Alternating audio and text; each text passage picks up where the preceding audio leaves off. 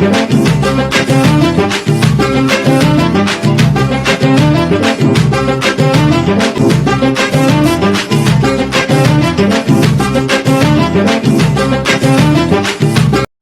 كميل لكم كبرات تخاتلتنا نلمون كم تلمود حد حدش حبريتين حيثنا لكم قريبنا زلنا أبزن زحلفا كلتا معلتات مجس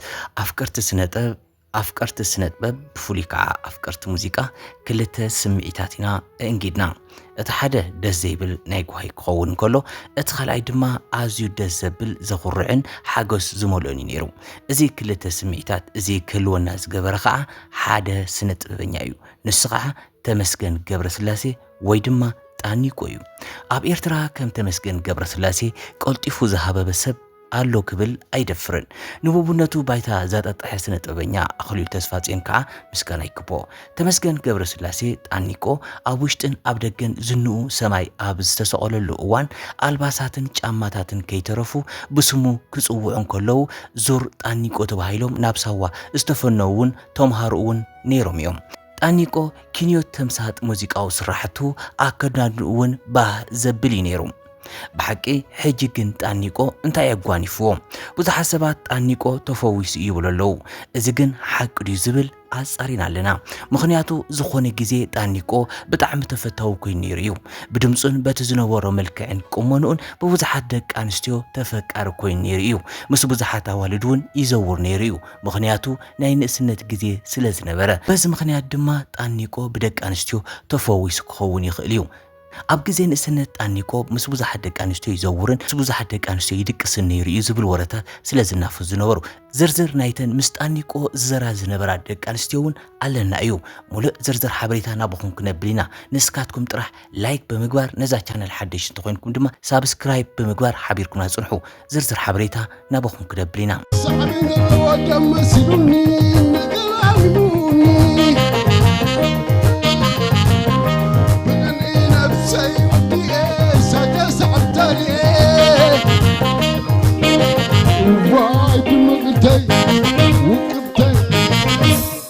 امباركس كبرات تخاتلتنا ابز حج اوان بزعبا تمسكن قبر سلاسي ويدما ጣኒቆ ዘይፈልጥ የለን ተመስገን ገብረስላሴ በዚያዳ በስም መድረኽ ጣኒቆ ዝፍለጥ ሓደ ካብቶም ፍሉጣትን አዝዮም ተፈተውትን ድምጻውያን ኤርትራ እዩ ኣብ ዘመናዊ ሙዚቃ ትግርኛ ባህላዊ ቃና ምዘመናዊ አሰራርዓ ብምዋሃድ ዓቢ አሰር ካብ ዝገደፉ ስነጥበባውያን ሓደ እዩ ጣኒቆ ብ2004 ዓመተ ምህረት ብዘውፃ ዋላ ኣይከሰብ ትብል ፍልቲ አልበሙ ናብ ዝለዓለ ጠርዚ ናይ ህቡብነት ደይቡ እዩ መብዛሕትኡ ግጥምታትን ዜማታትን ናይዛ አልበም በክኢላ ስነጥበባዊ አኽሊሉ ተስፋጽዮን እዩ ተዳልዩ ነይሩ እዚ አልበም ኣብ ኤርትራን ኣብ ደገን ማለትውን ኣብ ዲያስፖራን ብዝነብር ህዝቢ ብበዝሒ ተሰሚዓን ተፈትያን እያ እዛ አልበም እዚኣ ድማ ዋላይ ከሰብ ንስኽ በይንኺ ረስዕኒ ኣይትበልኒ ብሳላኺ ሰብ ኮይነ ሰራዊትና ንህቢ ፈልፋሊት ፍቕሪ ዝብላ ነፀላ ዜማታቱ ህቡብነቱ ናብ ዝለዓለ ጠርዚ ኣደይቦን እየን إذا ألبوم زيها ولا كوا فتوتن تخونت كالوت ألبوماتون ألوين صبي مخسب تبل ألبومون كابتون فلوت أسرحتو حانت إيام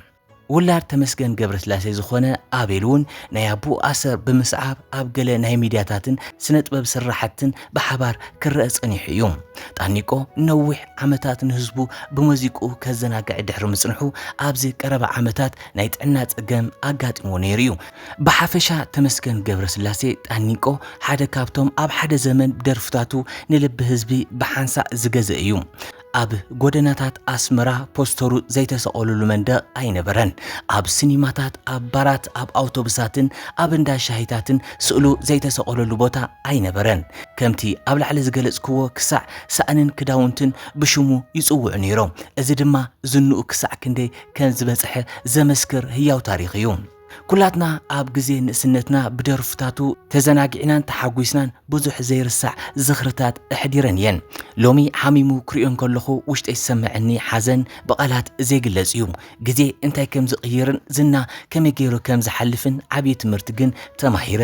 ግን ሓደ ሕቶ በተደጋጋሚ ኣብ እምሮ ይመጽእ ትማሊ ብሽሙ መስተ ዝጨበጡ ኣብ ዙርኡ ዝዓሰሉ ብዝንኡ ዝተመክዑ ሰባት ነይሮም ዶ ይኾኑ ግድን ከኣንበር ሰባት ክሳብ ዝኾና ኣብ ህይወት ስለ ዘጋጥም ስለዚ ንሰባት ኣብ ግዜ ዝንኦም ጥራሕ ዘይኮነስ ኣብ ግዜ ሕማሞምን ሽግሮምን ኣብ ጎኖም ክንከውን ኣለና ምኽንያቱ ሓደ መዓልቲ እታሎም ብፍሽኽታ ዝተቐበለትና ዓለም ጽባሕ ብኻልእ ገጽ ክትመጸና እያ ዘመን ክሓልፍ ይኽእል እዩ እቲ ዝገደፍናዮ ኣሰር ግን ፈጺሙ ይሓልፍን ኣብና ህይወት ጉዕዞ ክትወድቕ ክትትንስእ ክትሓምም ክትሓዊ ንቡር መስርሕ ህይወት እዩ ስነ ጥበበኛ ተመስገን ከዓ ኣብዚ ሕጂ እዋን ብጥዕናው ጸገማት ካብ ጥበብ ርሒቑ ጸኒሑ ኣብ ዝሓለፈ ሓጺር እዋን ከዓ ኣብ ኣስመራ ንእሽቶ መደብ ብምግባር ጣኒቆ ካብ ግዜ ናብ ግዜ ምምሕያሻት ከም ዘርኢ ዘሎ ዘብርህ መደብ ተዳልዩ ነይሩ እዩ ብኡ መንጽር ከዓ ህዝቢ ሃንቀው ክብሎ ጀሚሩ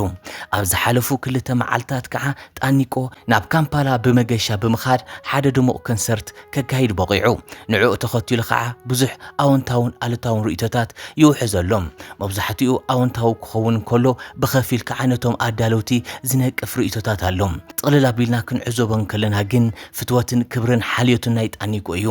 ብውልቀይ ነቶም ነዚ መደብ እዚ ኣዳልዮም ንስነ ጥበበኛ ተመስገን ገብረስላሴ ጣኒቆ ናብ ካምፓላ ኣምፂኦም ናይ ስራሕ ዕድል ዝፈጠሩሉ ሰባት የድንቆም እየ ብራቮ ከዓ ይብሎም ቀፂለ ነቶም ብሕልና ተደሪኾም ጥበባዊ ስራሓት ጣኒቆ ክቋደሱ ብስነ ስርዓት ኣዳራሽ ካብ ጻት ንጻት መሊኦም ኣማዕሪጎም ዘምሰዩ ካምፓላውያን ይንእድ ተመስገን ገብረስላሴ ጣኒቆ ኩነታት እምሩኡን ጥዕንኡን ናብ ንቡር ክምለስ ብሓገዝ ዝወሃቦ ገንዘብ ዘይኮነስ ናይ ስራሕ ዕድላት ብምኽፋት ክሰርሕ ክንቀሳቐስ ምስ ዝግበር እዩ እቲ እንኮ ናይ ጣኒቆ ሽግር ክውገድ ዝኽእል እምበር ካብ ሰብ ደንጊጹ ዝልግሰልካ ጽዒርካ ተምጽኦን ገንዘብ ሓጎስን ደስታን ቅሳነትን ስለ ዝፈጥረልካ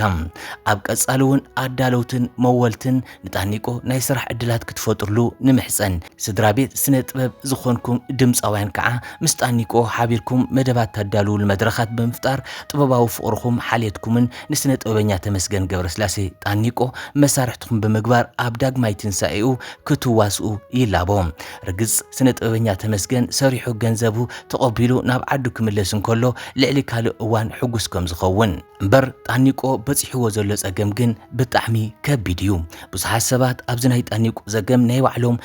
ሓሳባት ይህብለው ገሊኦም ተፈዊሱ እዩ ገሊኦም ድማ ሕማም ስሩዕ ሕማም ሒዝዎ እምበር ንሱ ፈውሲ ዝበሃል የብሉን ክብሉ ይዛረቡ እዮም ብዙሓት ሰባት ግን ኣብታ ተፈዊሱ እዩ ዝብል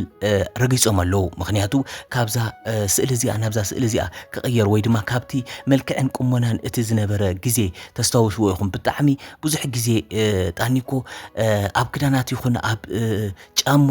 ኣብ ብዙሓት ብስሙ ተወሲኦም ነይሮም እዮም ምክንያቱ በቲ ዝነበሮ ስታይል እዩ ኣከዳድና ቅዱ ፍልይ ዝበለ እዩ ነይሩ ሕጂ ግን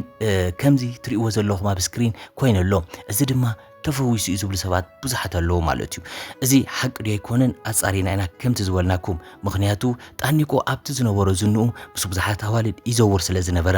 በዚ ድማ ኣብ ልዕሊኡ ብዙሓት ሰባት ሕነ ክፈድያ ወይ ድማ ኣብ ልዕሊኡ ጽልሕ ዲረ ነይረን ምክንያቱ ንዓኣትና ገደፈ ናብ ካልእ ስለ ዝዘውር ዝነበረ በዚ ምክንያት ክኸውን ይኽእሉ ዝብሉ ኣብ ማሕበራዊ ሚድያታት ይጽሕፉን